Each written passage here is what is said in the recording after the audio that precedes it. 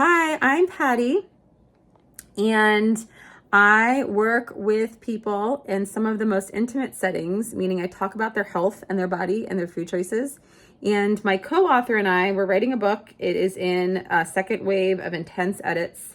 Our imaging are done. Our publisher is ready to get to print as soon as we're done edits. But one of the things that we talked about is he's starting to promote the book as, if you tell me a part of your story, I can tell you a lot about your life, meaning your food story. So I had a client this morning who just had her gallbladder removed about 6 weeks ago and wants to kind of pay attention to her health and just have it as a higher pillar. She's married and she's interested in weight loss, but just mostly interested in making their health a priority.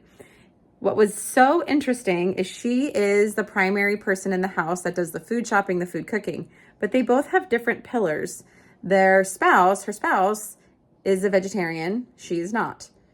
But what was interesting is she's choosing to eat vegetarian because that's what the spouse wants for dinner, even though they're not. So she's interested in making changes and she wants to have more animal-based products for protein, but she feels a little stuck because when she meal preps, she's prepping for her partner's preferences and not hers. And so it was just this really interesting conversation of, okay, what would it look like to have two different dinners? Or what would it look like for your partner to prep their own food? But then their whole dynamic has to change because then the partner has to shop, the partner has to prep. But what if the partner is busy at work or doesn't have the time or doesn't manage their time well or whatever the story is? No one's at fault, no one's wrong. But it was just this reminder that when you change your food selection, so many other parts of your life have to shift. And that is a huge energy pull. If you have changed your life through food, exercise, movement, and changed a lot of things about outcomes that can be related to that, you did a really good job. It's really hard because so many things have to change and change can be really hard.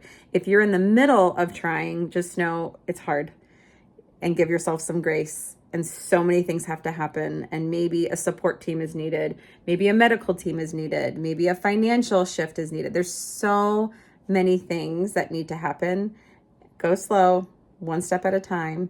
And this is what we call the millimeters of creation towards your optimal life. Thanks.